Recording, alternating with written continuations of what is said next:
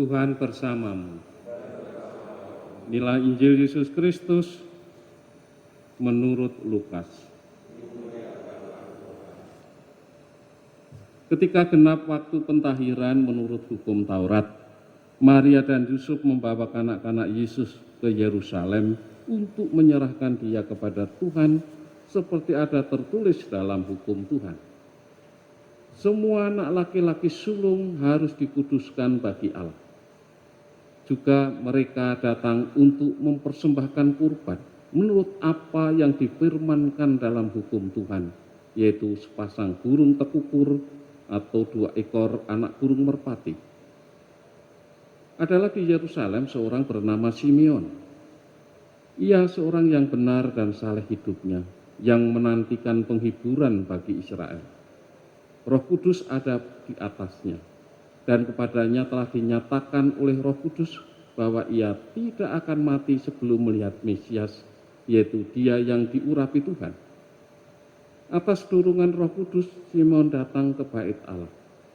Ketika kanak-kanak Yesus dibawa masuk oleh orang tuanya untuk melakukan apa yang ditentukan hukum Taurat, Simeon menyambut anak itu dan menatangnya sambil memuji Allah, katanya, "Sekarang Tuhan, biarkanlah hamba-Mu ini pergi dalam damai sejahtera sesuai dengan firman-Mu. Sebab mataku telah melihat keselamatan yang daripadamu, yang telah Engkau sediakan di hadapan segala bangsa, yaitu terang yang menjadi pernyataan bagi bangsa-bangsa lain dan menjadi kemuliaan bagi umat-Mu Israel." Yusuf dan Maria amat heran akan segala sesuatu yang dikatakan tentang anak Yesus.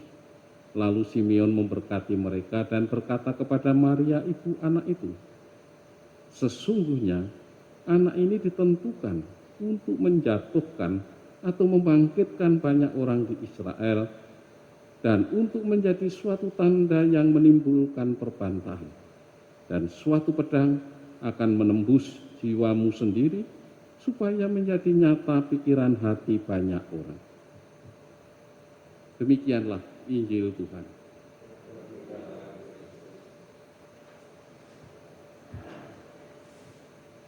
Saudara-saudari, Simeon ini salah satu tokoh orang perjanjian lama, tapi juga mengalami perjanjian baru, yang dalam menantikan Mesias sungguh-sungguh menjalani hidupnya itu dengan lurus, dengan murni, selalu ada di bait Allah, berarti orang yang sungguh-sungguh dekat dengan Allah. Inilah yang dikatakan dalam bacaan pertama bahwa Simeon itu hidup di dalam terang, sehingga bisa menangkap kehadiran Roh Kudus.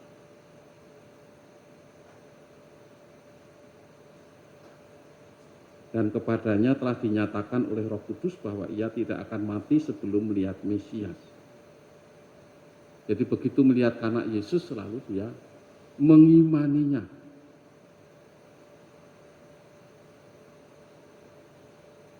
Karena hati budinya itu jernih, terang, diterangi oleh Roh Kudus, oleh Roh Allah sendiri. Sehingga melihat anak Yesus langsung percaya. Ini sama seperti Yohanes Penginjil. Ketika Yesus bangkit itu kan melihat makam, hanya melihat makam yang sudah kosong saja langsung percaya, hanya melihat. Petrus masih belum, masih tanda-tanya. Tapi Yohanes ini murid yang dikasih Tuhan, ditambah keterangan murid yang dikasih Tuhan. Memang hidup di dalam terang, di dalam kasih Tuhan. Orang yang hidup di dalam kasih Tuhan itu mampu menangkap kehadiran Tuhan dalam bentuk apapun. Dan kehidupan seperti itu dijaga. Sehingga boleh dikatakan dia itu hidup lurus karena selalu menjaga hidup dalam terang Tuhan, hidup dalam kasih Tuhan. Nah, tak luput tentu Maria Yusuf.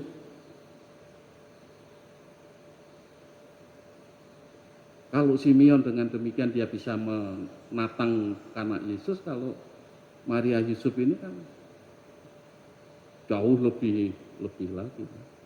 Bukan hanya menatang sekejap, sehari 2 hari, tetapi bertahun-tahun mengasuh, membesarkan Yesus. Jadi terangnya jauh lebih kuat, boleh dikatakan begitu. Terang Maria dan Yusuf ini jauh lebih kuat daripada terangnya yang ada di Simeon. Sama-sama diterangi Roh Kudus juga. Kok bisa begitu? Demikian juga di zaman sekarang. Terang Tuhan tetap menyertai umatnya. Ada yang melihat langsung percaya, ada yang masih menunggu buktinya dan segala macam. Nah ini yang semacam begini ini terangnya redup, nunggu dulu. Masih belum percaya. Mau kayak siapa ini? Yang bangkit itu Thomas, ya, membuktikan dulu kalau jari tangan saya ini masuk ke lubang paku, tangan saya masuk ke lambung, saya baru percaya. Nah ini terangnya tentu kurang kuat dibanding terangnya Yohanes penginjil. Tidak usah harus lihat bukti, cukup makam kosong saja melihat, oh apa yang dikatakan. Jadi hati, budi, pikiran yang jernih, mudah menangkap bisikan Roh Kudus sehingga orang tidak perlu lama-lama. Ini yang oleh kebanyakan orang dikatakan orang ini memiliki kekuatan roh. Memiliki kekuatan roh. Jadi rohnya sendiri itu punya kekuatan sehingga mampu untuk menangkap kehadiran roh. Atau dengan kata lain, rohnya itu betul-betul menjadi pintu masuk bagi roh Allah untuk hadir di dalam dirinya. Itu yang dinamakan intuisi.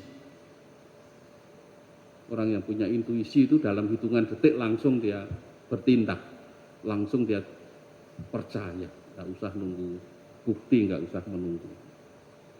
Dan memang apa yang dikatakan orang yang lurus hidupnya itu, apa ya bahasa Jawa itu numusi, menjadi kenyataan bahwa Yesus ini akan menjadi perbantahan. Dan sampai sekarang, setiap tahun menjelang Natal dan sesudah Natal, orang masih membicarakan itu. Natal, kelahiran Isa Al-Masih, kelahiran Tuhan, masa Tuhan dilahirkan. Masih menjadi tanda perbantahan terus menerus. Ini bukti bahwa memang seberapa kuat terang yang ada dalam diri orang yang berbantah-bantah. Ini hanya kita akan mengambil hikmah. Demikian juga kita, di antara kita sendiri, orang yang mengaku beriman pun masih juga terangnya itu belum mampu untuk menembus misteri kehadiran Tuhan di dalam kehidupan saya. Oleh karena itu marilah kita mohon supaya Roh Kudus, api cinta kasih Tuhan ini betul-betul mendapat tempat yang layak, jalan yang lurus, karena kita memelihara hidup yang memang lurus.